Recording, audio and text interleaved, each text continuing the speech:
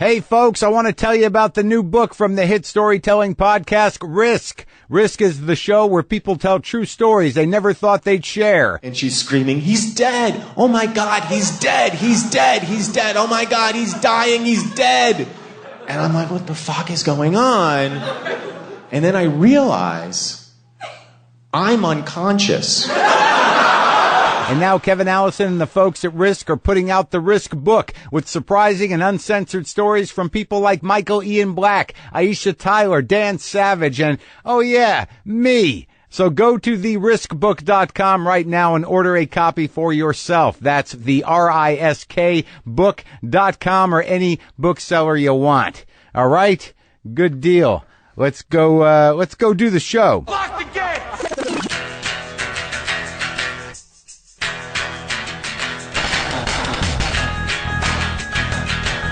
All right, let's do this. How are you, what the fuckers, what the fuck buddies, what the fucking ears, what the fuck faces? What's happening?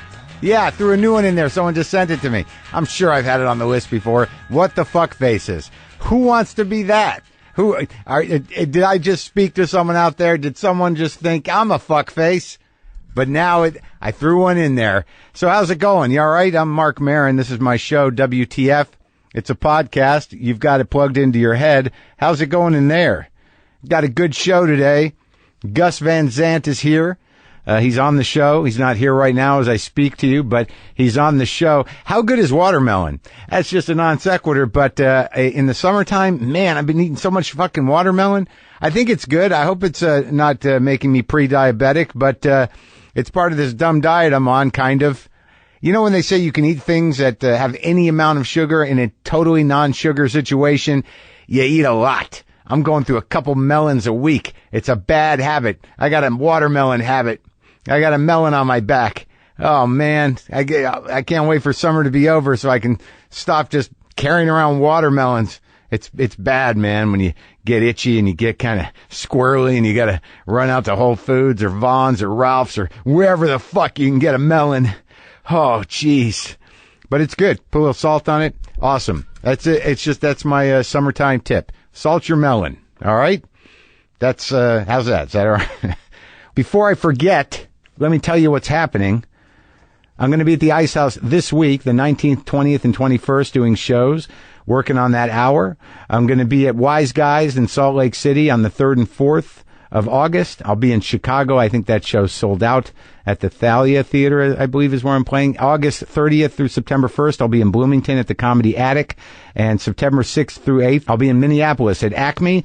And September 21 and 22, I'll be at Denver at the Comedy Works, doing some club work. I'll provide links for that on my site. That's what's happening. I don't think I've talked to you guys since Glow got nominated for all these Emmy Awards. They got nominated for a bunch of Emmy Awards. No, I did not get one. And no, I did not get robbed. And no, I did not. It's like the sort of imposed competition thing is a little disturbing in some ways. You know, I'm glad that a lot of you thought that I should have got one. But the fact is, it's all gravy for me, folks. Everything is going fine. I'm not a big award-winning guy for whatever reason. You know, there were times towards the beginning, the first couple of years of this podcast, where I really was upset that we didn't get a Peabody, and I think it was because the word fuck is in the title of the show, or there was some fuck at the Peabodys who didn't want to, give us the fucking satisfaction of getting one of those things. And what does it really mean in the long run? The fact of the matter is that people enjoy what we're putting out there. They enjoy what I'm putting out there. I'm making an honest living out of it, and I'm thrilled. The show got nominated for Best Comedy Series, Production Design for Narrative Program. That was also nominated. Casting for a Comedy Series, Jen Houston and her crew. That's great. Cinematography for a single camera series nomination. Great. Directing for a comedy series. Great. Hairstyling for a single camera series. Nice. Congratulations, ladies. Outstanding main title sequence. That is amazing. It's all amazing. Makeup for a single camera series. Awesome. Stunt coordination for a comedy series, a variety program. Awesome. And then Betty Gilpin. Fucking Betty Gilpin gets nominated for Best Supporting. That is spectacular. Betty is such a force, man. I didn't know Betty at all before we started doing it, but she is a complete sort of questing oddball. She's a real risk taker with what she does. No matter what she does in terms of how she's approaching a character, she's going to push it, and it's something to watch. I love working with all these people. I love working with those women. And again, this imposed competition thing is annoying. Look, I know we're all competitive. I think that by nature, people are competitive. Maybe you kind of have to be to survive. Well, let's assume that, your genetics have gotten you here. So there was some natural competition along the way in the last couple of thousand years. And remind me to tell you about genetics, because I got my genetic breakdown back. And boy, what a surprise. Oh, yeah, you guys are going to be really surprised. I waited weeks for this. And, I was supposed to do that show where they do the sort of like, this is your life genetic show, and they never got back to me, and now I know why. Now I know why. We're sponsored today by Sonos, and there's probably not an easier piece of equipment in my house than my Sonos speakers. All the Sonos components are wireless, so I have brilliant sound coming from almost every room of my house, and I can move the Sonos speakers around whenever I want because there's nothing to disconnect, nothing to unmount. It's great. It works great for TV, too. And have you heard about the newest addition to the Sonos home sound system? Sonos Beam is the smart compact soundbar for your TV. It's great for mid-sized rooms and TVs, and it's Amazon Alexa enabled for easy voice control. So now you can experience immersive sound for movies, shows, video games, music, and podcasts in any room with any TV. Plus, it's only $399. For bolder sound in larger rooms, Sonos also has Play Bar and Play Bass. Pre-order Sonos Beam now at Sonos.com and start your smart home sound system. Do it now. It is pretty great. It is pretty great. So, competition. My genes have persisted, but they stop with me. In my particular line, they stop with me. I have no children. My brother has kids, but they stopped with him too because his kids are all adopted. But that's great. Kids are kids. But I don't know if it was part of our innate desire to not propel the sort of legacy of what we come from. Obviously, it's not malignant. It's not horrible. It's a little needy, a bit erratic, somewhat self-involved, and maybe at times depressive and anxious. But look, I got my 23andMe back, and I was excited about it. I went all in. Give me the whole breakdown. Tell me what I'm going to get. Tell me what I'm destined to die of. The whole business. And drum roll, please, because my ancestry reports, my ancestry composition is Jew. I don't know if that's unique to me, but it just says Jew. Basically, it says 99.5% Ashkenazi Jewish. So I guess no surprises, no Viking. I was hoping for a little bit of Viking. I was hoping for a little bit of something. There's a 0.4% of broadly European, but it all looks right around that Russian, Poland, that whole, the green spot on the big global map is in the area that I kind of knew, but I was really hoping that somewhere back there, my great-great-great-great-grandmother may have consensually fucked a Viking, so I get a little of that. But no. No, that's not there. But now I know. I'm a full-on Jew with about 4% of Broadway European. That is also probably Jewish. So there you go. Now we all know. So folks, hiring is hard. Hiring people, yes. Multiple job sites, stacks of resumes, a confusing review process.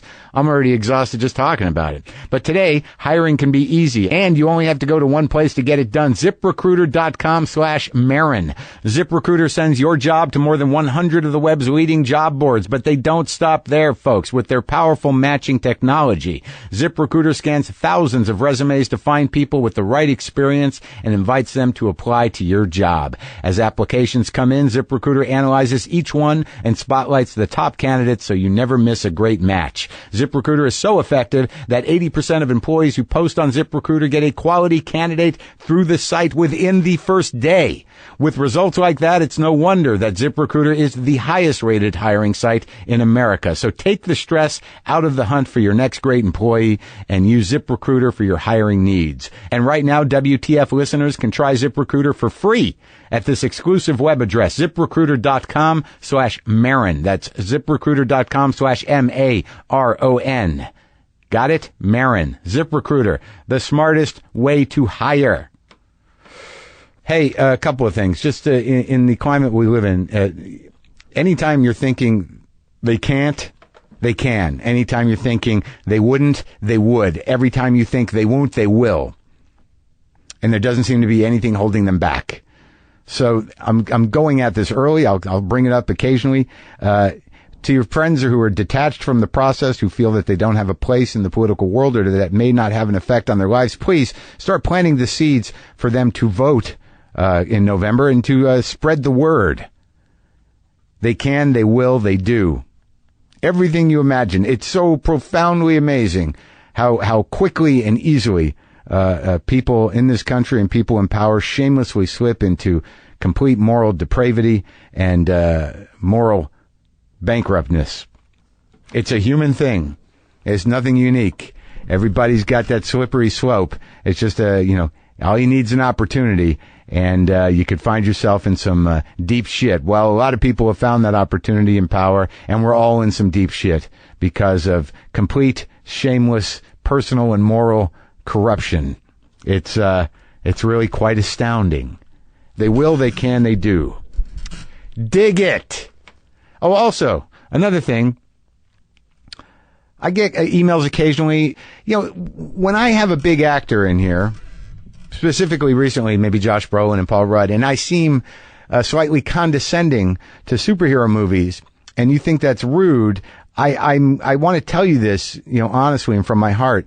I will continue doing it. I will continue to condescend to grown-ups who defend almost, maniacally the integrity and need and greatness of superhero movies. Look, I'm all for entertainment. I'm glad you enjoy it. I don't go. I'm not even saying that I wouldn't enjoy it. What I'm saying is the consolidation and leveling of the culture's taste to infantile intent and product is something that's been coming for a long time. It's great for movie companies. They can just, guaranteed to make millions on franchises that were fundamentally designed for children. So the fact that you're a grown-ass fucking person and you've kind of justified it in your periphery and your fucking worldview that these are great and you just can't get enough of them, great. That's good for you. But the truth of the matter is it pushes away and it pushes aside, real dialogue and real human stories that now you got to go to Siberia. I got to go to the Lamley to see a movie that, is grown up themed and is actually provocative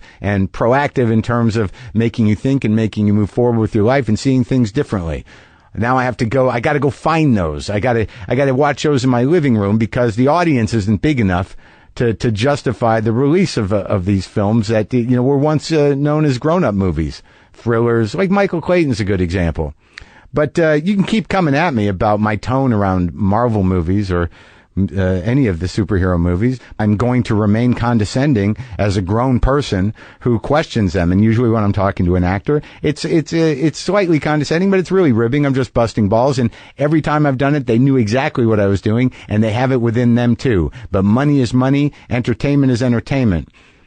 But it was not supposed to be that every movie has to be like a fucking amusement park ride. It wasn't supposed to be that, why are they talking? What am I listening to? How come someone's not flying? Where's the blowing up? Wait, and maybe I sound like an old man, but you're a grown person. Just lighten up. I can have my point of view, and I'll remain condescending because I feel like that's the place to be on this one. And I'm sorry. I'm sorry if I hurt your feelings and you're mad that I don't like the flying man. I'm sorry. You want some ice cream? You want some ice cream? Or do you want a beer? You're old enough to have beer. You're old enough to have had too much beer. Don't cry because I made fun of the caped guy. I saw that Triplets movie, that documentary. That was kind of mind-bending. Very provocative. Really kind of amazing, actually. Been seeing a lot of movies. I saw Daveed Diggs' movie, Blind Spotting. I'm going to talk to him on Thursday. And that was a great sort of real, personal, heartfelt Oakland movie that had some interesting sort of emotional and cultural twists in it from a very kind of grounded and human place. It was great to see. I'll talk to him about that on Thursday. I talked today to Gus Van Sant about his movie, Don't Worry, He Won't Get Far on Foot, which again is a very human story. It deals with recovery. It deals with grief. It deals with tragedy. There's some beautiful stuff in this movie, and Joaquin Phoenix is pretty fucking amazing, man. You know, it's weird that, you know, as I talk to actors and I work with actors, you can see how they, you know, where they come from with their acting. You know, it's a very interesting part of my life to kind of see how stories are told and how people construct characters and do things. It's, I don't know. I'm enjoying it as the world burns, if you don't mind. So obviously Gus Van Sant has done a lot of films, Good Will Hunting, Elephant, To Die For, Drugstore Cowboy. He remade Psycho. I mean, there's a lot of films this man has done, a lot of different types of movies, and a lot of which I've seen and enjoyed and found to be very provocative. Some of his smaller movies, Elephant and, what was that one? Last Days, I think it was called. Very poetic and very challenging and great. And it was sort of like, I was a little nervous to talk to him, but I like talking to directors, especially ones that kind of do a lot of different things, that take chances, that take risks. There's nothing better than talking to creative people who are willing to take risks, willing to fail, you know, willing to keep pushing to find a truth that in a way that hasn't been explored yet. So this was an honor for me, and this is me and Gus Van Sant. And the movie I mentioned, Don't Worry, He Won't Get Far on Foot, is now playing. So this is me and Gus.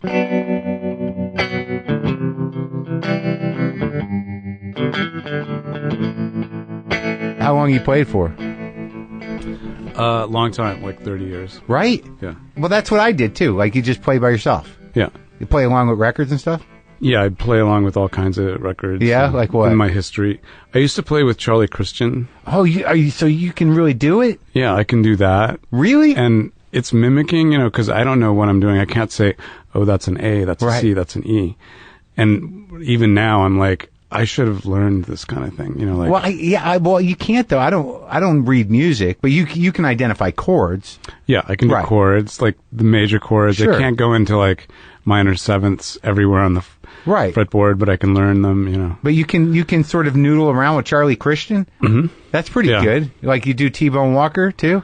I can probably do anybody, or like play along with the record where they're playing. Right. I can kind of like, so the people that I've emulated are like Jimi Hendrix, Eric Clapton. Right. Yeah. I mean, you know, definitely. Yeah. They're easy. I mean, Hendrix is easy if you got a Strat.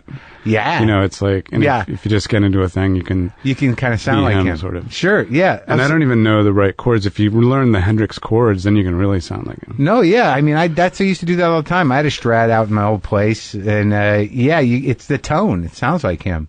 So you're like a real player then. You've been like, I didn't play with people for years. It's sort of a meditative thing. Feels good, right? I'm just sort of daydreaming and on the couch. I've always got everywhere. I've always got it there. So, how long have you lived in Los Feliz? I think officially for a year.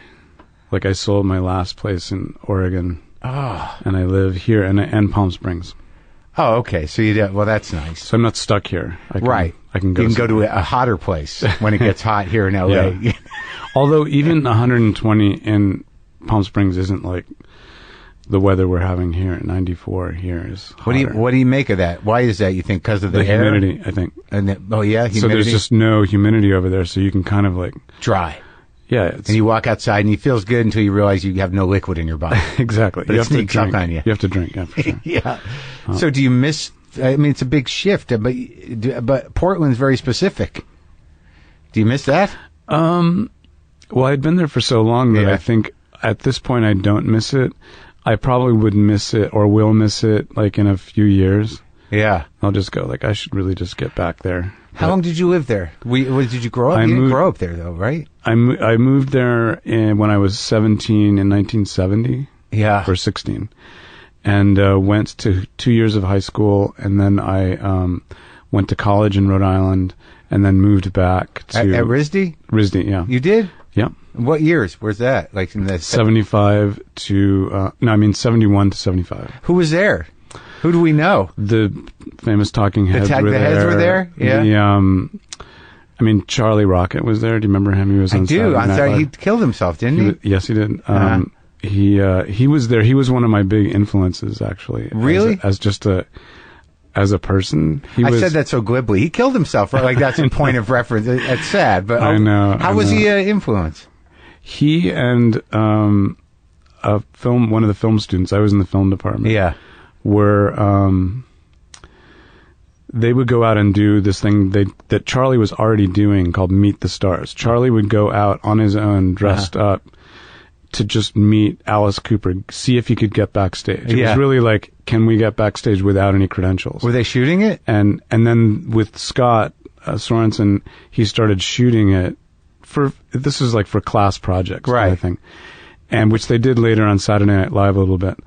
And it just was, I saw it in a class and thought it was super funny and joined them a couple times and screwed up the sound.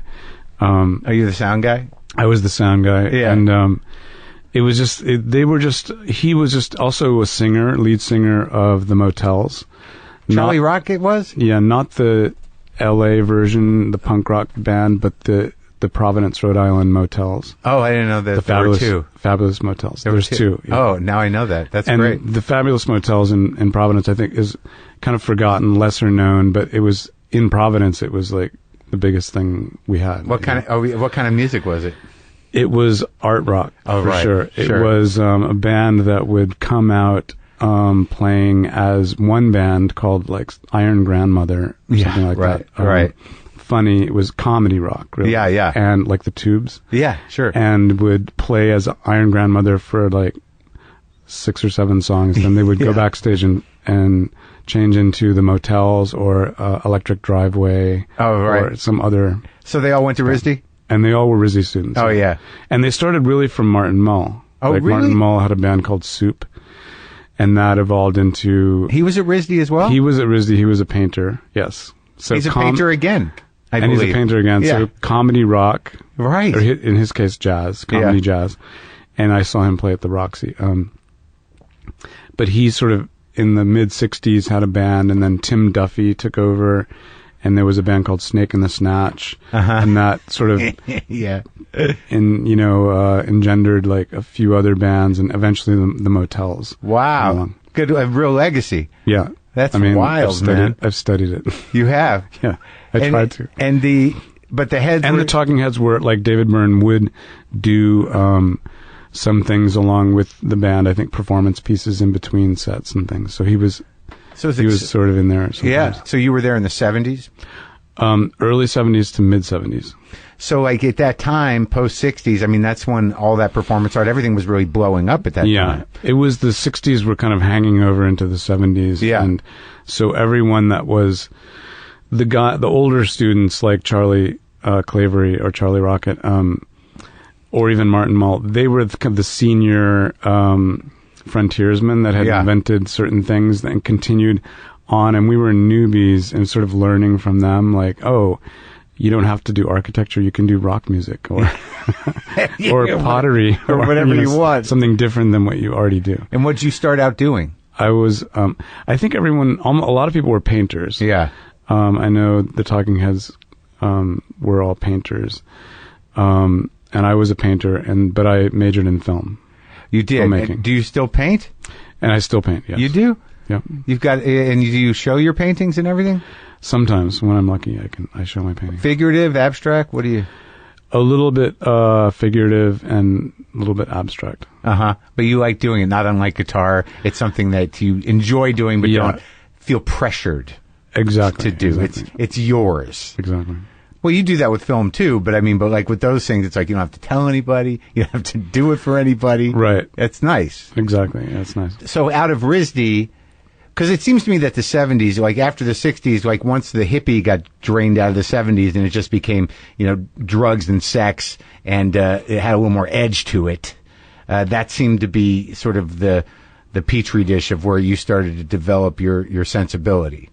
Yeah, I think I mean, it was influenced, I think, by all the things that happened in the 60s were kind of culminating in 71 is when I ended up there, in making art in this case, because we were in art school.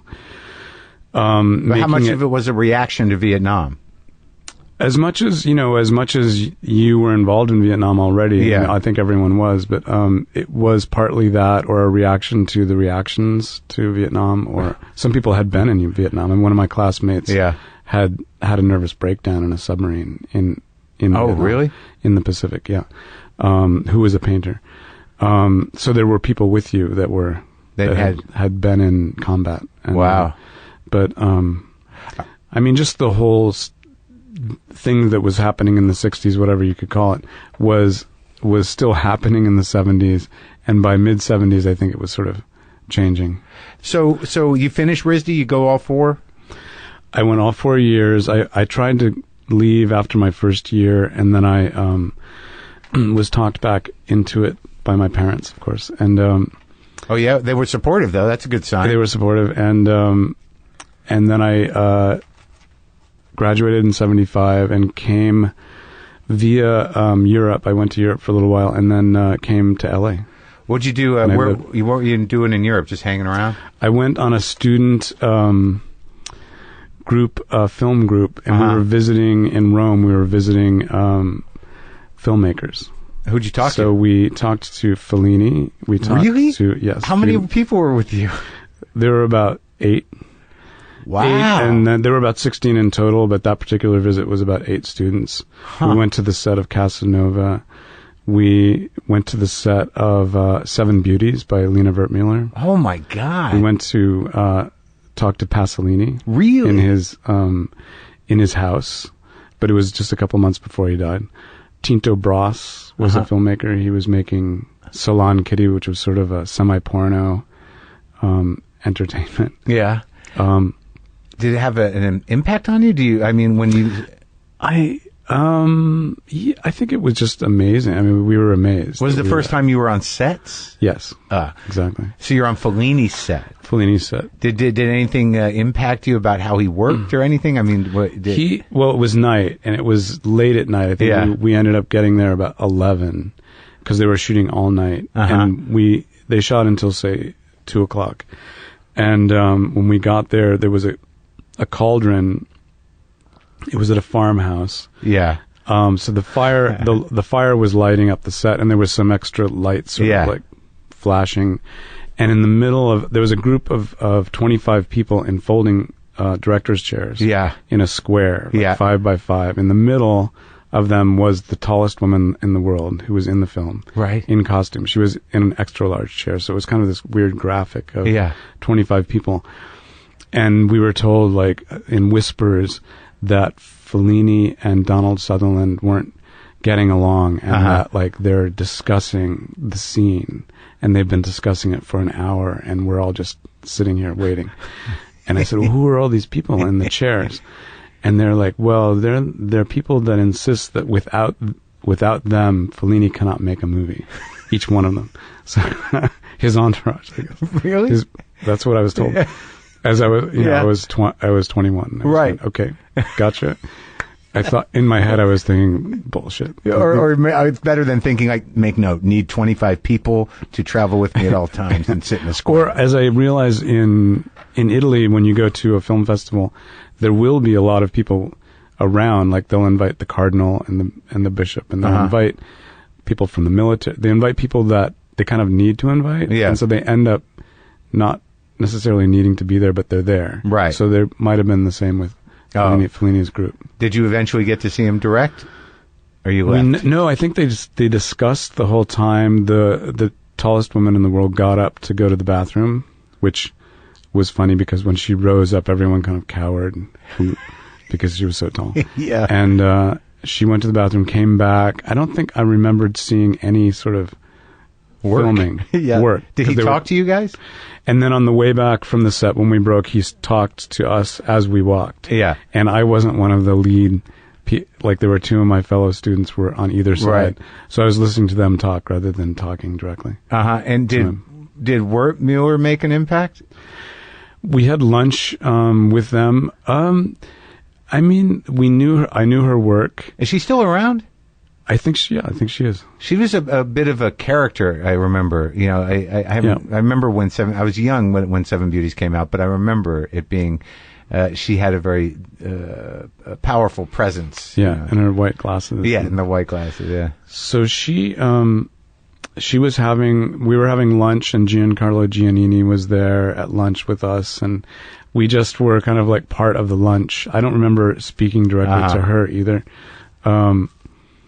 But yeah, it was interesting. And Pasolini was old. It was more like 8 students talking to him and like, hearing him talk. And so we each were talking directly to him one by one. He wanted to ask us like what we wanted to do in cinema. Yeah. So each of us like had our moment. How'd you use yours? And my moment was kind of awkward because I sort of I wanted cinema to be a little more malleable, like the novel, and like a given novel. Because in a novel, you can start off one place and space into like another time period and come back to where you were very easily. Whereas in cinema, you can do that, but it's like difficult for the audience. They seem to need more linear storytelling. So I said I wanted to translate literature into film, which is how I put it, and he didn't understand that. He was like, "Why would you? Why it's a whole different. Why thing. would you do that? Why would you bother?" So I just like let it slide. That was it. That was There was a translator, so it was like, I was like, "It's okay." Okay, yeah. I was nervous.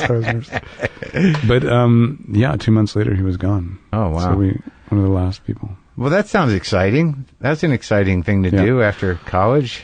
And then I went to London to visit some friends that were there, tried to find work, which wasn't really happening. And I decided, by then I had been in Europe for 3 months, was starting to feel homesick, and decided, I was listening to Joni Mitchell's Blue, and she was that'll do it. Singing about California over and over again. And I thought, I should just hang it up, go to California, go to L.A. What were you looking for work? Just on a set? Anything? Yeah, anything. Yeah. And there just wasn't a lot of work in general. Right, in 1975 in London. Yeah. So you go to L.A. So I just ended up here. And the first foray into L.A.? Yeah, and living on Argyle Street in Franklin. Oh, back then. What was that like? That was nice. Yeah. I mean, it's like it is now. It's the same, actually. And there was an apartment that some friends of mine had that I lived with them, and they were bouncers at the Roxy. Oh yeah.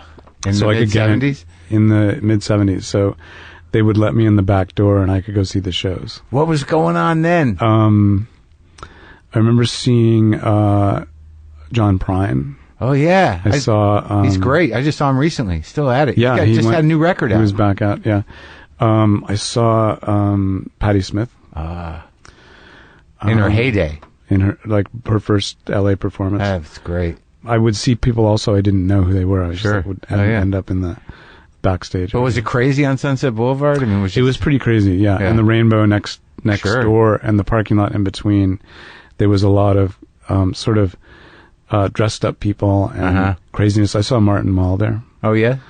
Were you guys friends at that point? And I didn't know him, but I said hi to him in the parking lot. And that I was a RISD student. And how did he respond? He was like, great, fine. But I was a kid. I felt like a fan. Did you get a job? I got a job within about 6 months. I got this really great job. As you're looking for work in Hollywood as a young filmmaker, you're given pointers as you're doing it by the people that you're meeting. And somebody said, you can call people up. You can call John Cassavetes up. Yeah. You can get him on the phone. They have offices. You can call Alfred Hitchcock up on the phone. And I was like, okay. And I just sort of filed that away. Like, I can do this. So Chevy Chase had come for his first visit to L.A. since he had become a star. Yeah. And Saturday Night Live, which was brand new at that moment. And they asked him in calendar section of the LA Times, what are you going to do when you're in LA? And he said, I'm going to maybe visit a friend, Ken Shapiro, who's a video freak who lives in Beverly Hills. And I was like, oh yeah, Ken Shapiro, he made the Groove Tube. Sure, man. And I looked in the phone book and he was there. It was Ken Shapiro. And I thought, I can call him up. That's There's the one his you number. chose? And that's the one I chose. And I got a job with him. Did he do Kentucky Fried Movie or just a Groove He did Tube? the Groove Tube. Right. And then he did Modern Problems later. With Chevy. With Chevy. Yeah. And he had a difficult time because he, the Groove Tube was like a homemade New York movie. Right. Belzer's in it. Belzer, Chevy Chase is in it. Yeah. I remember, is that the one where Chevy does the bit where he's singing, I'm looking over, and then all of a sudden Four-leaf clover. a guy playing on his head. Right. Yeah. I remember. Yeah. And there's Brown 25, which is the advertisement for Brown 25, which looks like shit coming from the spigot. Yeah. There's a lot of great bits. I mean, it's essentially Sketch show. it is, if you look at it, it's Saturday Night Live. Yeah. Before Saturday Night Live. Yeah. And Lorne Michaels worked for Ken. Like when I got there, Lorne had just left to do Saturday Night Live a couple months earlier, but he was in the office that we were in, working as his writer. And I thought, oh, so he just took Saturday Night Live and pitched it to NBC. Or it was influenced by, I mean, it had the news, it had musical acts, it had bits, it had skits, coming from TV shows. Yeah. It had all of it. Not to take away from Lorne Michaels, but... So you were comedy focused a little. Yeah, I mean, I liked that film. I liked, I liked Mel Brooks, and I liked comedic filmmakers. And working with Ken, I met a lot of the comedians of the period, like Tim Thomerson. Sure. Pat Proft was a writer. Yeah. And he had come from the Smothers Brothers. And he was Minneapolis, I think. So a lot of the Minneapolis guys were part of the writing. He had these big writing groups who were writing Groove Tube #2. Oh yeah. And which never happened. And he had an office at Paramount. So it was like, you're on the lot. I was like on the lot. Yeah. So for me, that was big, really big stuff. And what'd you learn from that experience that sent you? I learned that I wasn't really able to pitch or think up comic situations because I tried a couple times with the professionals and I realized, I'm completely dying. So you realized comedy's not for me? Is that what you... Well, not that kind of comedy. Right. I guess I appreciated it. Yeah. And I was, I sort of, was transfixed by it. And I would go to open mic night, which was free at the comedy store. Like on Mondays? On Mondays, because it was a free place to go. Yeah. And that's crazy. Loved it, but that I could never do stand-up comedy.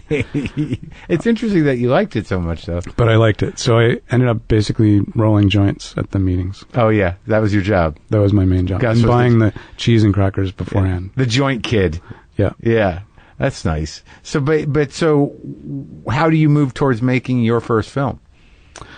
Out of the Shapiro well, then at operation. that time, I sort of had plans. I was, I had this short story written by William Burroughs called The Discipline of D.E., which I had read when I was in Providence in a bookstore. And I had, by the time I was working with Shapiro, or right about that same time, I had also looked up William Burroughs in the phone book in New York City. At the bunker? At the bunker. He was in the phone book, and I called him up, and I went over there basically to ask him in person for the rights, and also because in the Jack Kerouac books that everyone always visited Burroughs. Yeah, so I old Bull Lee. Exactly. Yeah, go by. So I was going to go visit Bull Lee, and our meeting was very cordial. He was very nice. And he had been to L.A., so he gave me addresses of people to look up in L.A., where I was headed. And then I asked at the end of the meeting, would you give me the rights? And he was like, well, you have to call my agent, which I did. And then they knew there was no money in short films, so they allowed me to do it. So eventually I made that short, which is about a 7-minute short, and it's on YouTube. Oh yeah, you can see it. And it's comedic, it's funny, and Ken Shapiro did the voiceover for it. Yeah, and it's Burroughs' writing, so it's kind of austere, very dry. He's hilarious, though. Yeah, so funny. Hilarious. He's really funny. So you had you were into him since college. In college from Naked Lunch and all the kids were reading Naked Lunch. Yeah, it's a mind blower. But when you start to realize the way and I imagine you had a relationship with him because you used him in what, 2 movies or one? Yeah, 2. That he had bits. I mean, he was almost vaudevillian in his commitment to shtick. Exactly. Like he had characters. He had a way of delivering it. He was a real comic performer. Yeah, amazing. The first time I saw him was when he was on Saturday Night Live in 81 or something, and I had no idea who he was because I was just a freshman in college, and I watched him read those sections from Naked Lunch, and I'm like, what the fuck is this? Exactly. Who is that guy? Yeah. Mind blower. I think that's how I besides meeting him, I did go to see one of those readings at NYU. He would read there. Yeah. And was kind of somebody explained he read it like a police report, like his book. And I was like, wow, like a police report, like he's a police captain at the bench. And he did. That's how he delivered it. Yeah. He's definitely had a character that was what he was public with. Were you guys friends? Did you remain friends? I was friends later. I mean, that particular project happened. I showed him a tape. Yeah. It was like, at that time, there wasn't even VHS tape. Right. It was like a reel-to-reel tape. And then it wasn't until later when I was making Drugstore Cowboy that there was this character named Old Tom. Yeah. Who was an old junkie that our lead character, Bob Hughes, knew when he was younger. Yeah. And sort of looked up to him. The minister. The minister. Yeah. Well, now Burroughs turned him into Tom the Priest. Oh. But at the time he was just Old Tom, so I thought Burroughs would be the perfect guy to play this character. Yeah. And so we sent him the script, and he was like, "Yeah, like I'd play it, but only if like he had something more going. This guy is like Old Tom, a forgotten older person. I want to be an older person that has something happening." So we said, just whatever you want to do, go ahead. You can do it. Just so that you do it. And he rewrote his whole part and made him a priest. And Matt's part too. He really made all those scenes with them together. Burroughs wrote, or his assistant. Oh, really? James wrote. James Grauholz. James Grauholz. Yeah. And, after that, and we shot it in one day too, which was, they seemed very, it seemed like the walk and talks were improvised. And those were just them talking, right, making stuff up. Yeah, because he's very good walk and talk narrator of what's happening. Yes. Yeah, I've seen him in documentaries do that, but I could tell that Matt, in character was like it was really happening. Whatever was happening was really happening. And he was going, "What do I do?" And Burroughs is like, "I used to know an old croaker right there." Yeah. But you made one film before that, right? Before that, I made Malinoche. Yeah. Which was a small book by a poet named Walt Curtis, who lived in Portland. Uh-huh. Which was it was my first feature film. I had made another sort of a feature in Hollywood when I was living in Hollywood that didn't really turn out that well. What was it about? It was called Alice in Hollywood, about a girl who moves to Hollywood and sort of gets in trouble. It dramatically wasn't really playing well, so I cut it down. It was a short film by the time I was done with it. And then Malinoche was the film after that. I didn't see that one. I want to. It's a black and white film, and it's about it seemed like a complicated relationship movie. It's about a gay poet in Skid Row, in Old Town of Portland, and he falls in love with a Mexican migrant boy. Yeah.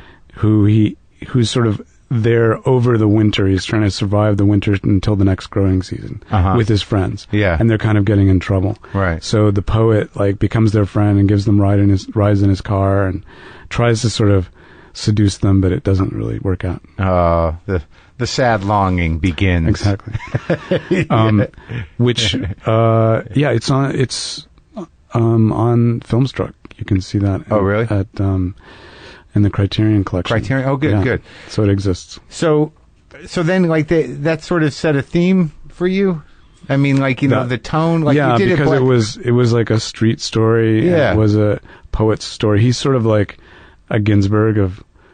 Walt Curtis is like sort of the Ginsberg of Portland. Oh, yeah. Which Ginsberg would hate when when Ginsberg would come to Portland, Walt would try to insinuate himself into the scene, and Ginsberg was like, get rid of him, because he was sort of copying his deal. Did you know Alan?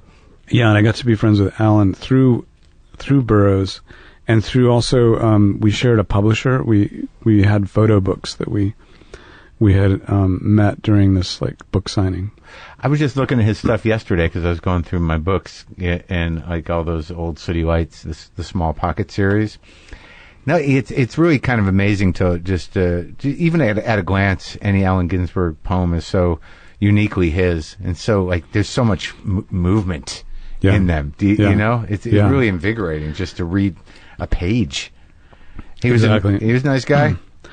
Yeah, he was great. I mean, Burroughs was the type of person that really, there were certain things that he really liked to talk about. He liked to talk about guns, knives, poisons, snakes. Control.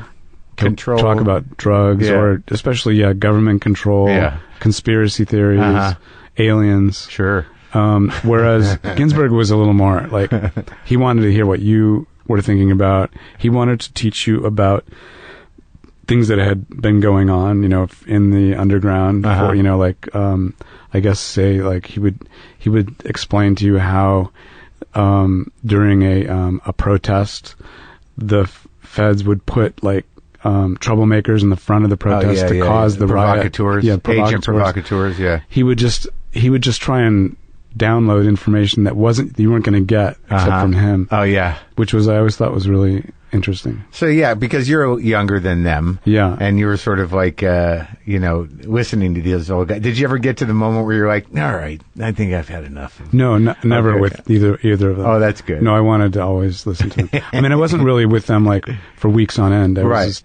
was usually like 1 or 2 nights or something like that. So I was always like all ears. And they were,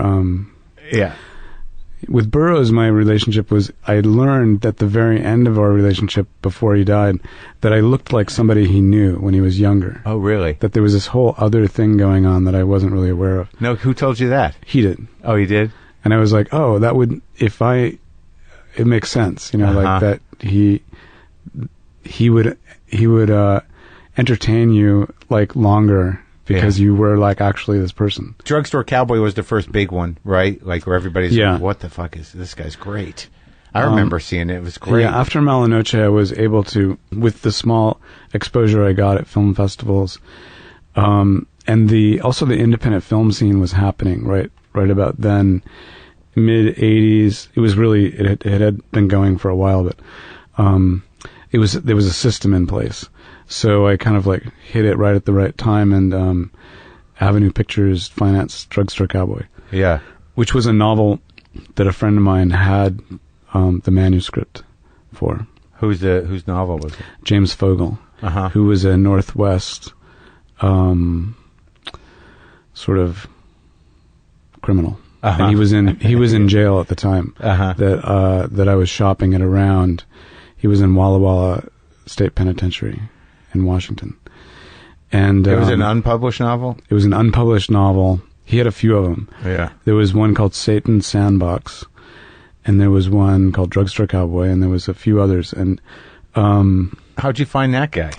I found him because of a friend of mine was taking a course with a writer who was teaching in prisons, and he also was teaching outside of prisons as well, and he was hooking up the prisoners, the insiders, with the outsiders to basically get manuscripts sent around. Oh, wow. And my friend Dan Yost had 2 of these manuscripts. Right. And I was starting to pitch it before I even wrote a script, and eventually Avenue became interested in that one. So the first film you did was in black and white, and Drugstore Cowboy almost seemed like the color was like saturated or a little high contrast or something. Was it? What was the choice on that?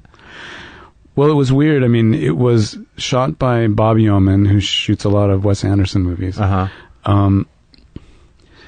think that what happened color-wise was our art director, David Brisbane, who was an LA guy,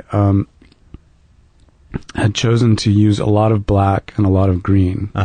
Because we really wanted to make a black and white film, but we weren't really allowed to by our producers. So he had chosen to sort of like make it so that your mind saw it in black and white, even though it was in color. It also serviced Portland, though, too. Like, there's definitely a darkness. There's a greenness and a blackness. Yeah, that's true. And then, like, with My Own Private Idaho, like, I still remember, I remember the weirdest part of that movie. I guess it was one of the Johns who, that he's got an apartment where he just sits on a couch and starts rubbing his feet on that, like, something that almost looks like this. Yeah.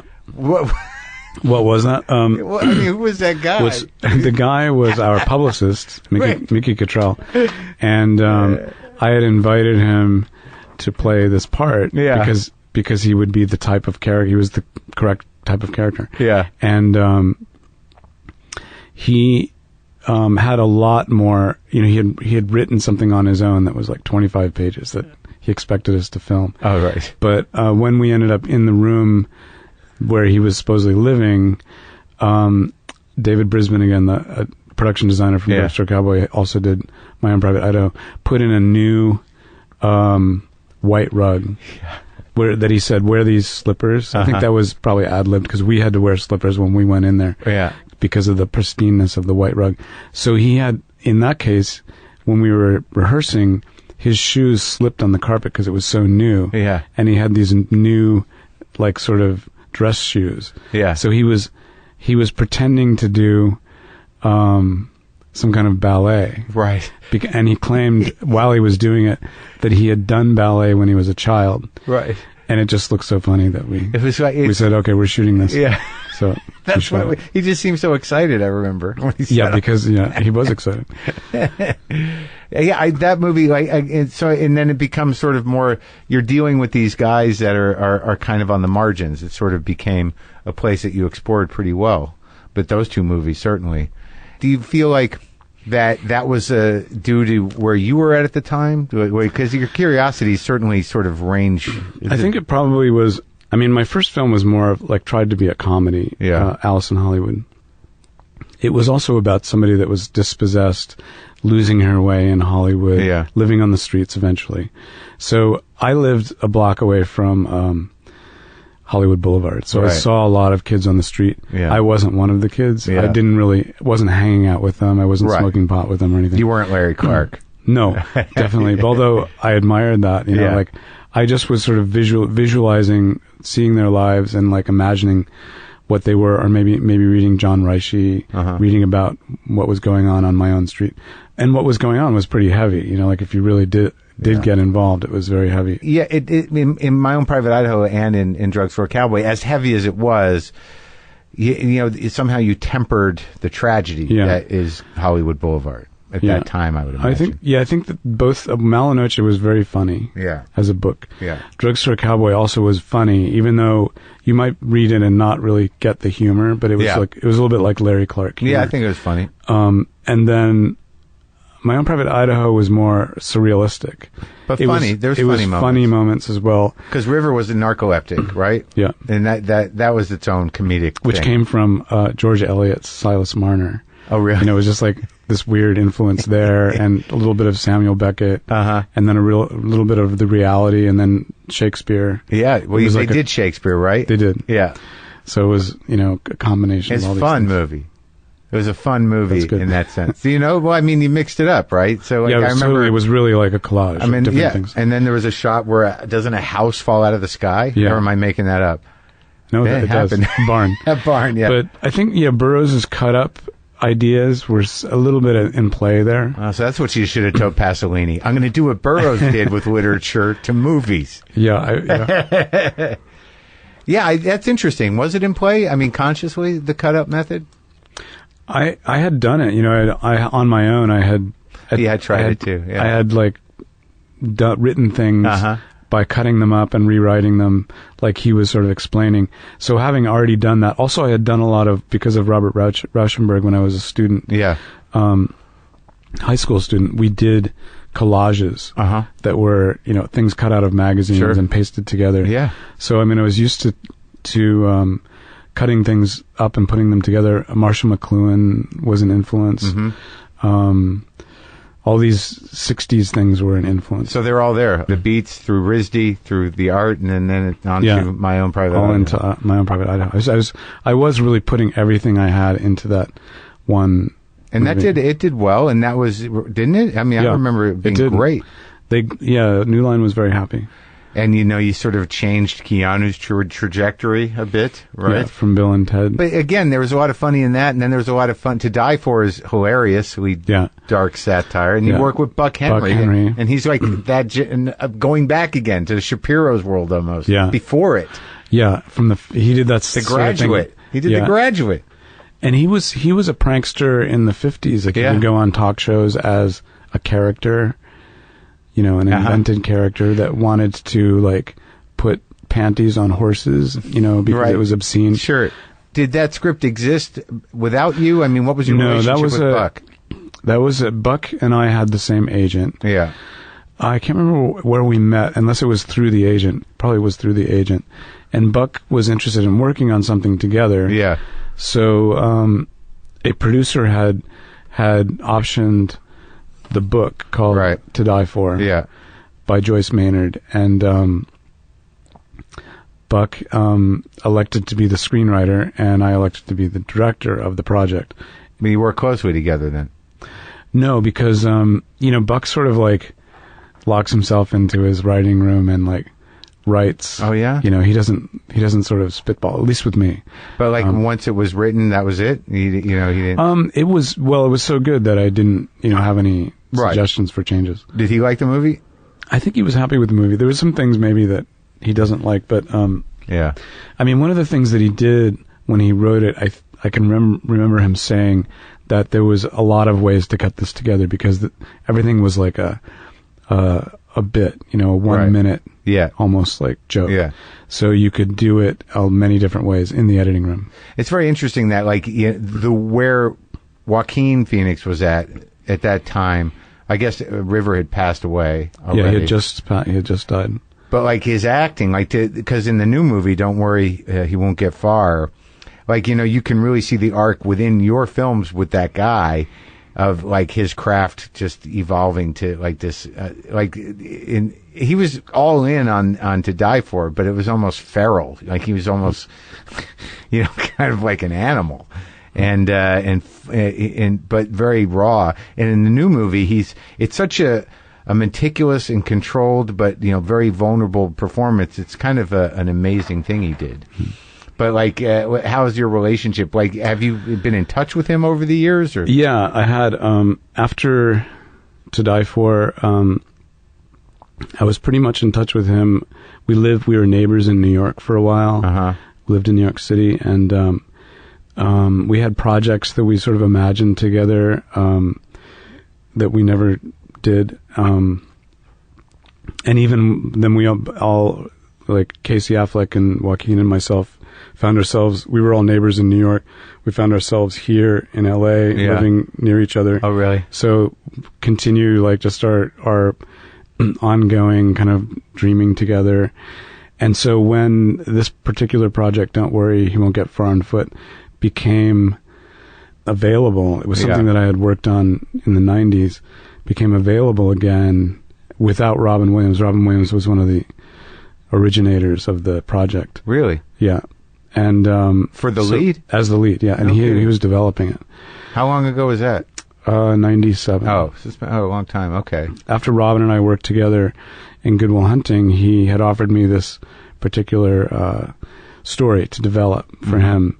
So I had developed a couple scripts with Robin. Yeah. And then it just sort of was one of those projects that he never got to. Right. And eventually when Robin had died, it surfaced again at Sony. Oh, really? They called me and they said, what do we do with this? They still had it. They were still curious about it because of the attention that Robin had given it, or or else they just have a library that have certain things have bigger price tags than others, and they either want to like sell them or get on or maybe do something with them. Well, yeah, and with Robin on Good Will Hunting, I mean, that was a huge turning point with him and for Matt Damon and for Ben. I mean, and you were brought in by. How did you get involved with that project? Good Will Hunting was an executive at Miramax. Mark Tusk was his name. he and I were talking about Boston. We were talking about South Boston. Sure. South. And he mentioned this script. He said, "Oh, we just bought Ben and Matt's script." And I said, "It's about South Boston." And he's like, "Well, it's about characters that live in South Boston." He said, "I'll send it to you." So he sent it to me, and that's how I got a hold of it. And I originally had just called, I called Joaquin to find Casey's number and Casey's number to find Ben's number, and got Ben and said, "This is great. You guys, like, I knew that you had a script. I never thought to read it because it was sort of a legendary script written by two non-actors. Oh, yeah. I mean, non-writers. Yeah. It had been around for a few years, and so finally I've read it, and I was like, I didn't realize it was so amazing. It's like this amazing thing, and if you need a director, I'd be interested, which was the beginning of sort of a long process of, other directors considering it, me sort of standing in line before I could actually. And you just, what was it specifically about that story that made you want to do it? I think it was not like the other stories that I had done. I think it was more of a uplifting story, which I was a little scared of. I didn't know whether I needed the down and dirty story to like survive as an artist or a dramatist. What you mean, just at your fear for your personal integrity, or that what you could bring to it? Or just whether I needed that kind of energy in order to actually make the dramatics work. I just because I had never done it. Everything I had done up until then was a little bit like about anti-heroes as opposed to heroes. And then also, like, with even Cowgirls Get the Blues, you kind of like went big and weird. So you kind of did that. It's interesting because, like, it seems like from My Own Private Idaho to, the surrealness, like, you kind of even took it further. And I guess it got a little unhinged. I got burned, like going too high, too close to the sun. But so it was a risk for you, Good Will Hunting. That's the way I felt, like, because I was saying, I'll do it. And as I was saying those words, I was thinking, I wonder if I can. I wonder if I need, something like I've done before. Can you make a sweet movie? Yeah, because it was very sweet. But there's some darkness in it. But I did like the kind of hidden genius aspect that the janitor is solving the problems on the Harvard chalkboard in the hallway was very, I guess, Dead Poets Society. It had this sort of warm and cuddly feeling about it. Sure. Which I really was a fan of, that kind of film. I just never had done one. So I sort of, when I did do that movie, I kind of tried to put everything that I was doing in the other movies away to try and do something that was more like the movie wanted to be, in the script. And you did it. And it worked. Yeah, it sure Thank did. God. Now, okay, so obviously I can't go through every movie, though I want to, but I need to ask this pressing question. I mean, to remake Psycho frame by frame, like that's an obsessive undertaking. Yeah. And what did you? There's a whole reason behind it. If you want to hear the. Yeah, I do. And I want to hear the reason. I want to hear what you learned from it. Yeah, I mean, I didn't. I think the process of doing it was the learning. It wasn't necessarily the result. And it wasn't really about learning about Hitchcock. It was more that during the 90s, the joke about the executives was that they would rather make a sequel than they would an original piece. Yeah. Because there was less risk, so they would rather copy or continue a story that's already known in the public. Right. And they were really searching for some way to do that. Now they've found out that comics is the way to do it. Like, it already exists in the public's mind. But at the time they were sort of searching. They hadn't found comic books. And it's a universe, too. The never-ending. It's never-ending. I mean, they just hit what they wanted, But back in the 90s, they hadn't found that yet. Yeah. But they were trying by doing, like, TV shows as movies. Like, they did the Flintstones as a movie. Yeah. They did the Brady Bunch as a movie. Right. So when I did Drugstore Cowboy, I was all of a sudden meeting with the heads of studios, because they knew that actors would work with me. Therefore, if they got me on their movie, they could get the actor that they wanted. So it was less about me than it was about the actors. And so during one of the meetings, Casey Silver at Universal said he brought in all of his vice presidents. One guy was the head of the library, and he said, in the library we have old films that you could remake. We have scripts that haven't been made yet that you could make. And it just reminded me of that thing that they wanted to do, which is remake something. And I said, what you guys haven't done is try to take a hit and remake it exactly, rather than like remake it and like put a new spin on it. Yeah. Just remake it for real. Yeah. Because I'd never seen that done yet as an experiment. Right. And the whole thing seemed experimental to me anyway. Yeah. So I thought, why not? Yeah. And they laughed. You know, they were like, they thought it was silly, ridiculous, absurd. And they laughed. And so they said, well, we won't be doing that. And that continued. Every time I would meet with Casey, I would bring it back up because I would remind myself, oh, you're the guy. And I locked in on Psycho. I'm not sure why Psycho, but it just seemed like the movie that would work the best. Yeah. I would bring it up again and they would laugh again. And then later when we did do Good Will Hunting and it did really well at the box office, before the Oscars, it also got nominated for like 9 Oscars or something. And the studios like to get It won a it. couple. They won a couple of Oscars.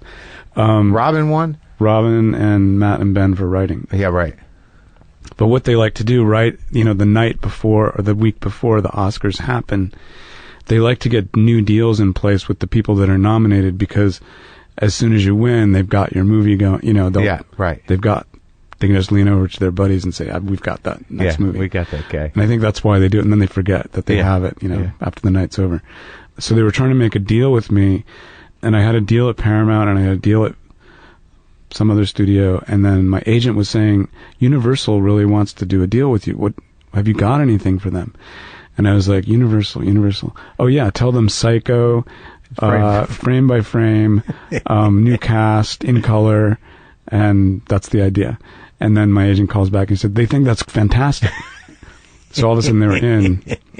So money talks. After the Academy Awards. Yeah. After the box office. Yeah. It was really the box office. Yeah, The awards were also part of it. Yeah. So then then I had to make the decision whether I really wanted to do it. After they said yes, I was like, oh geez. And I was talking to Danny Elfman, who I wanted to do the score, because he was so good at doing Bernard Herrmann style scores. And he said, you know, they'll kill you if you make this. He knew. And I was like, who will kill me? He says, just everyone, like the critics, everybody that loves Psycho will kill you. And I said, yeah, but Danny, this is an experiment. So this is not about who's going to get killed. This is about just doing it. Yeah. And then I thought, it doesn't matter if they kill me. And then later when I got killed, it hurt. But because you put a lot of time into it. Well, because you actually care, you know, whether your movie succeeds. So it didn't work. But the idea was whether or not you could actually remake something and it would repeat the box office. Oh, that was the idea. That was the sort of weird science experiment. Sure. But did you glean anything from the process as a filmmaker? Nothing. Not really. I mean, it's the same process each time, pretty much. You've got the model you're trying to make. Sure, but did you I mean, that was one. It was easier because we could copy the shots. You had a template. Yeah. But Hitchcock was pretty good at editing, right? Yeah. So when you're kind of repeating his moves, it didn't leave any lasting impression on you, or you at no point. We were just copying the moves, pretty much. At no point you said oh, this is kind of clever what he did. I kind of already had looked at it that way. I could see what he had done, so it wasn't in repeating it. It didn't bring any new insight. But it obviously didn't work. But I think it lasted. It's more important now, I think, because people like yourself will ask questions about it. It's more alive now than it was before, back when it failed. Sure. Yeah. Just with, I guess, the art world or. Yeah. Well, they've world. come around and realized it was an experiment. It was an experiment. Yeah. I think that I'm going to skip around, but Elephant and Last Days, I thought were beautiful, poetic masterpieces. Both of them. I loved them. I didn't see Jerry. I should. Yeah, Jerry's the first one of the same sort of series of using very, long amounts of time, more as if they really are, in that case, the desert, or as if you really are in a high school. Or what provoked you to do that? What was the show? Jerry being the first one. Jerry started as a project that we were going to make a film without a screenplay. And we were going to kind of like keep records and like, and improv and like make scenes up, but we weren't going to write them down. Right. So in the process of actually doing what we did in forging the dramatics and in the things that Matt and Casey did in the desert, I sort of was applying a style to it according to like what they were up to and the way to tell the story. And it came kind of from a lot of different sources, the main one being Bela Tar's Satan Tango. Bela Tar is a Hungarian filmmaker.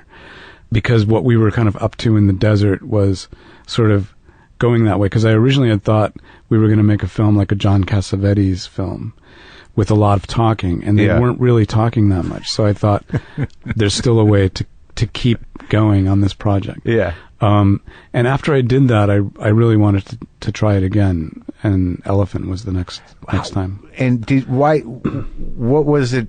Why did you choose, that Columbine? Why did you choose?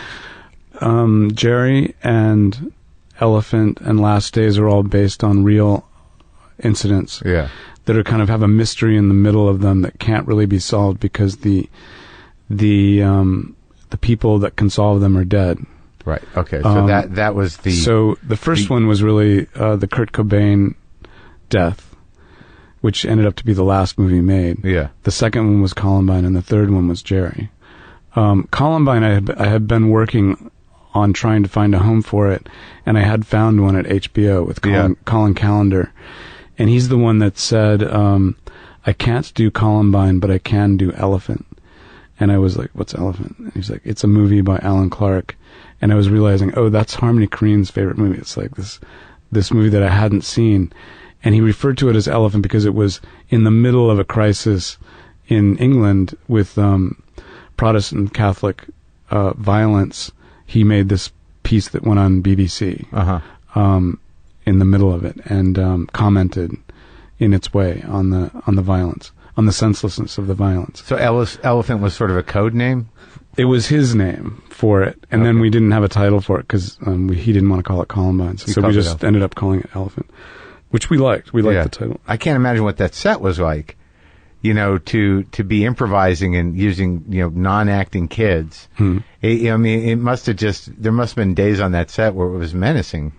No, they were very good. I mean, the people that we cast were very good at making things up. Like we had worked with them and found the kids that were just really good at, just imagining something. And they were all quite young, like 14, 15, and 16. So they were into it, adept enough that like to just pretend. And those were the first movies you'd improvised like that? The Jerry and Elephant? Yeah, exactly. Well, I mean, the other movies, we had gone off the page even back in Drugstore Cowboy. We would, like Matt Dillon would go off the page and, make things up or use other texts, instead of the ones that we had. There were other times that I had kind of gone off the page. This is the first time that we sort of made that the actual scene, like not really having something written down. And as a director, you're excited? Is it more exciting to do that because, and an artist, as the thing reveals itself in real time? Yes. It's very exciting. Because a lot of magic happens at that moment when things are being made up. I think also all three stories were told as if the characters and what they talked about were really not the important thing. They weren't really the story. They were just sort of noises that the characters made between each other. They weren't going to tell you anything, or like the things that they said weren't going to inform you.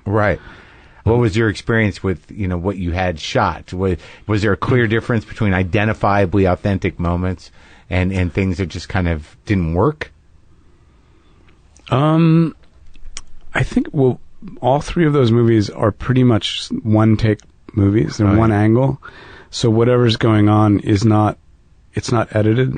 It's just sort of one big long shot. I can't remember. I think that we arranged it so there wouldn't really ever be an incorrect thing unless somebody just said stop. I can't go on, Did that happen? But that didn't happen.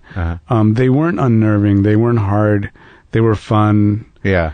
As dark as they were. Last Days and Elephant and Jerry. The kids could do like whatever they wanted. Uh-huh. We wouldn't tell them what not to do or what to do.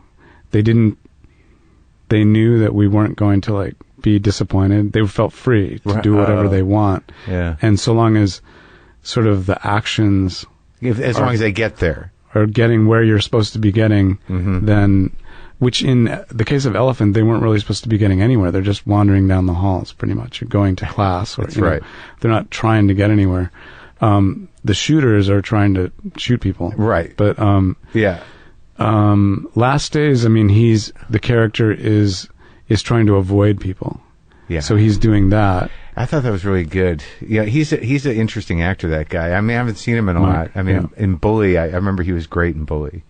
And then you go from those three to Milk, which is like a biopic. Yeah, straight ahead biopic. Tight, man. You got it. Like, was that what brought you to that project? That was an Oliver Stone project. Originally, that he decided after JFK that he was not going to do another assassination movie. And that he had developed it, actually, but with David Franzoni, there was like 12 screenplays. And there were a couple of producers who had bought the book, The Mayor of Castro Street, which is where the original novel about his life, about Harvey's life. Yeah. And that was my origin. I worked on a couple of screenplays on that one, and it never came about.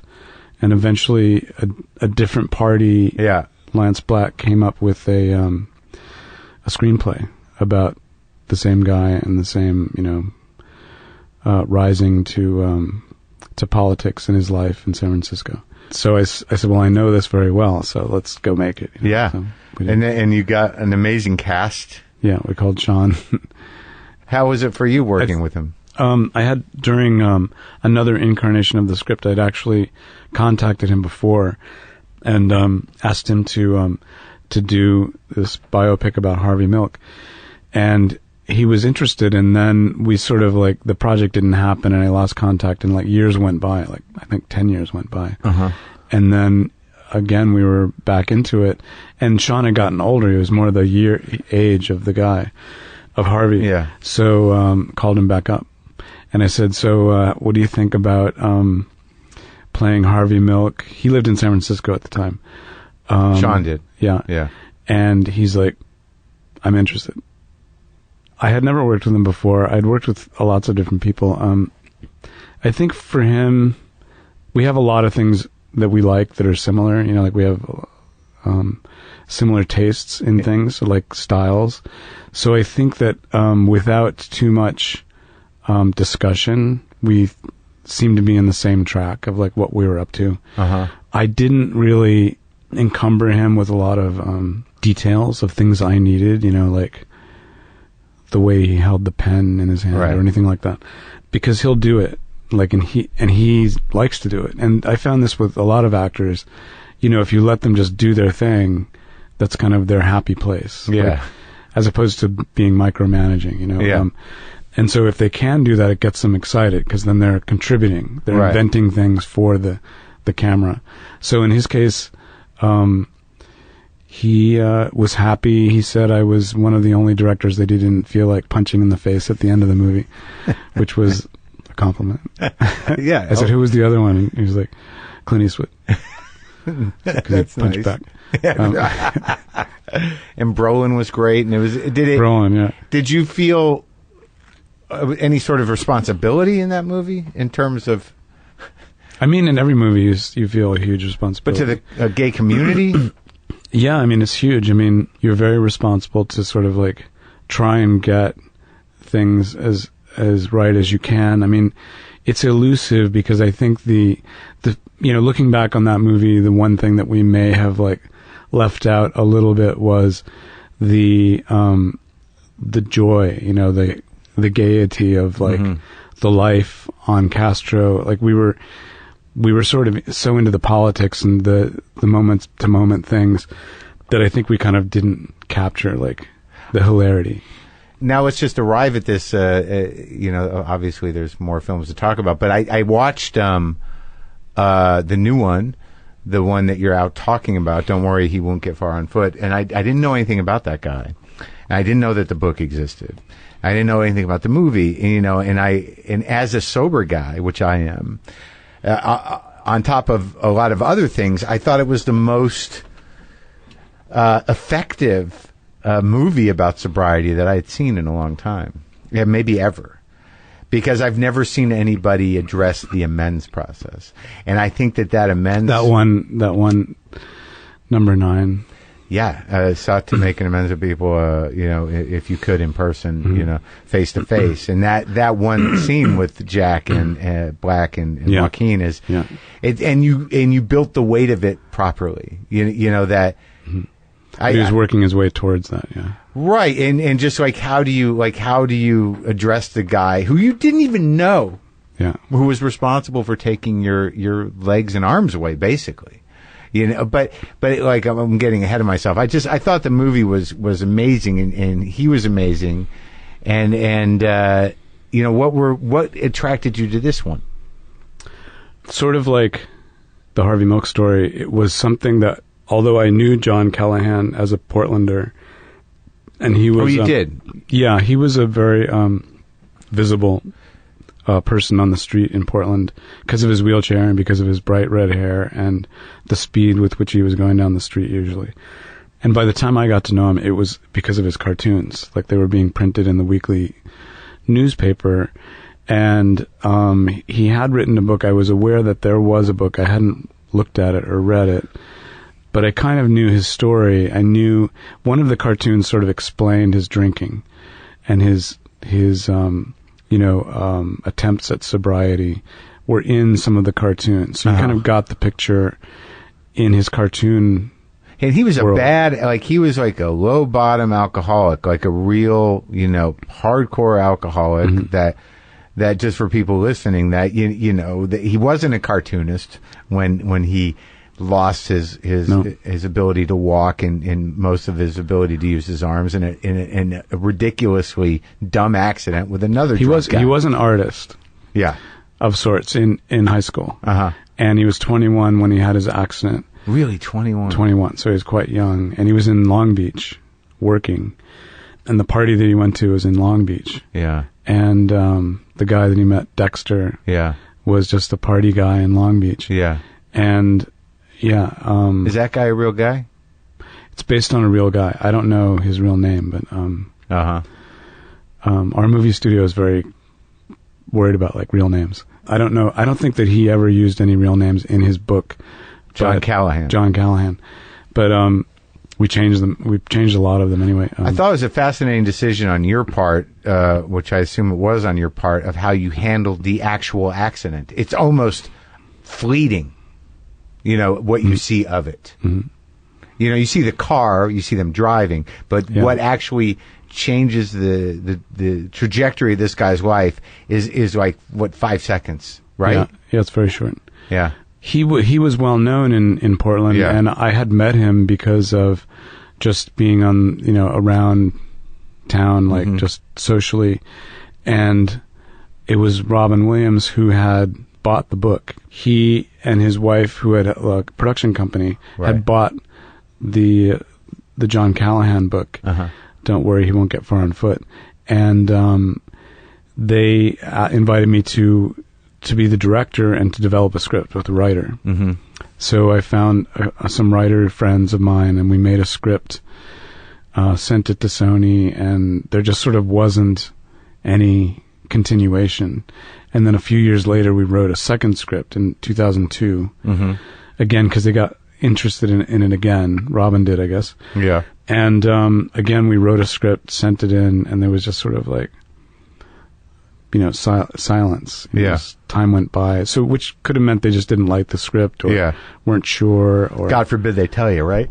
And then you don't usually hear. But also, it could be, the studio, because the idea is you're taking Robin and you're putting him into this very real story, and he's a quadriplegic, he's a cartoonist, he's going through a 12-step program, and so I think by then there had been a number of of recovery movies made that didn't make money. Right. So who knows Yeah. what combination of those things. So time just went by, and it was just one of those projects that I guess was never going to get made. And then John died in 2010, and then Robin died. Yeah. After that, and shortly after Robin had died, I think 2014, somebody called from Sony saying that they had this property That you wrote. and that we had written scripts to, and I thought, do I want to like revisit it? So I started to work on a new script to see whether I kind of like could get what I wanted out of it. Which was what? Well, the other two scripts were a little bit, they were written for Robin. Right. To do like Robin things, you know, Right. and we kind of strayed a little bit from the book, which was a little darker, a little more austere. Yeah. And so I worked on something that that I thought could work, which was closer to what I thought was his book. And I also called Joaquin because I thought, you know, I should really have somebody in mind if I actually get involved. So we did on spec wrote a screenplay. Joaquin and I went into Sony, and then they said no after all this. So, but they did allow us to take it somewhere else. And then who did it? Amazon. Oh, Amazon shot this.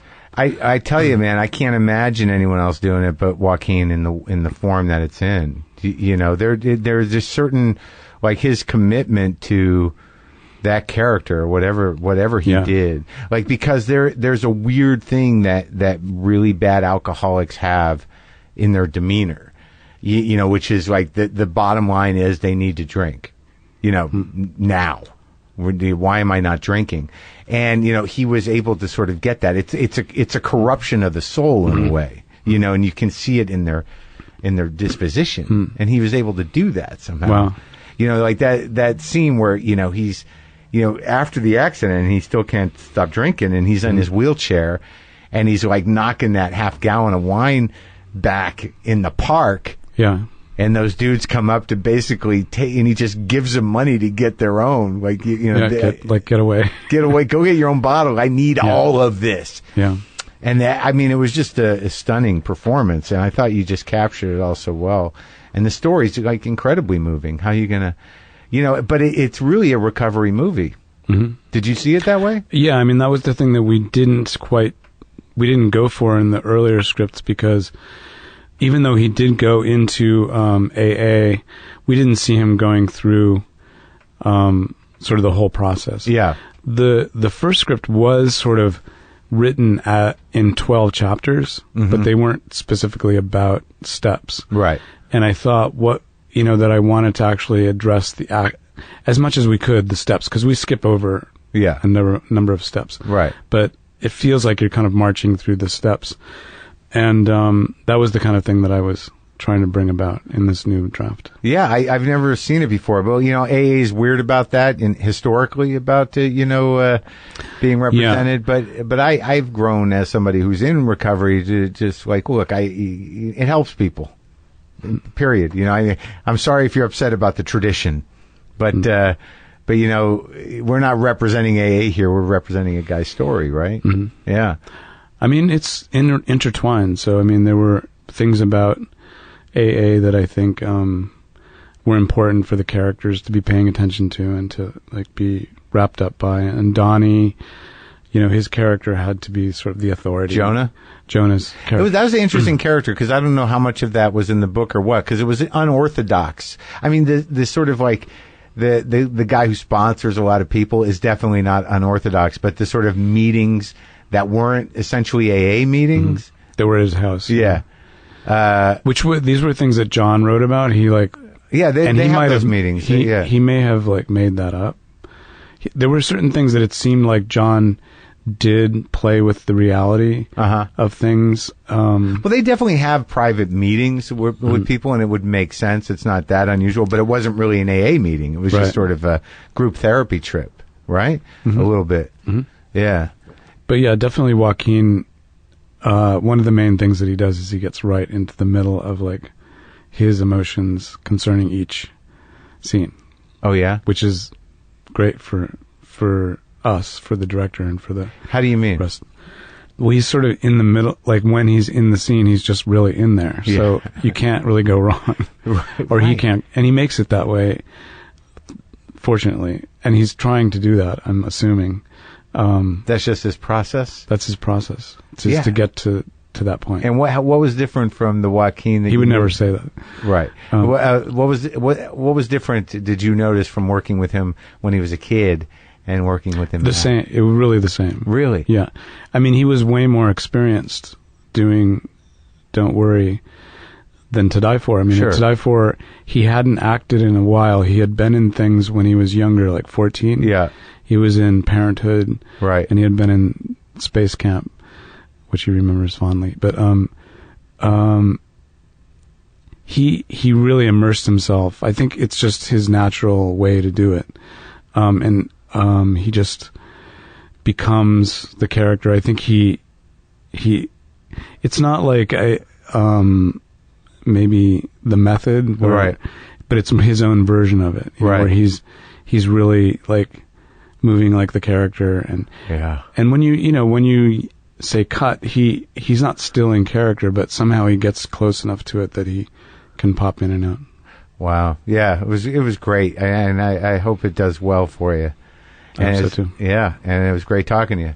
Oh, thanks, Marc. Man.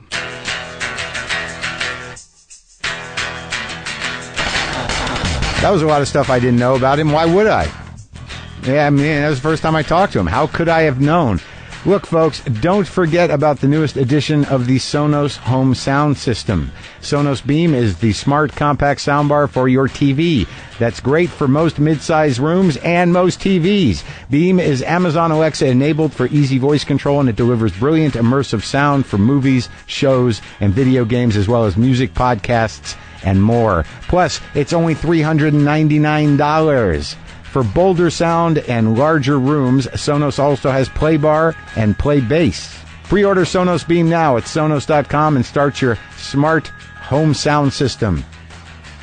So, all right, so do we play guitar? Do we? I'll do it. I'll do a little. I like it. I like the way this sounds. I plugged the thing into a new hole, and I haven't changed the strings yet, and it keeps getting filthier.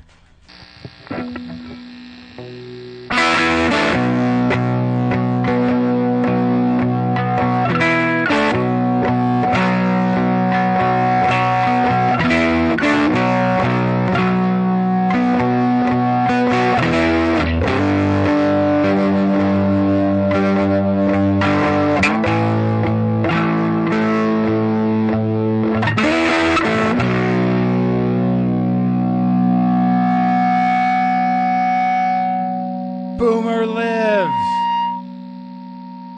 Yeah.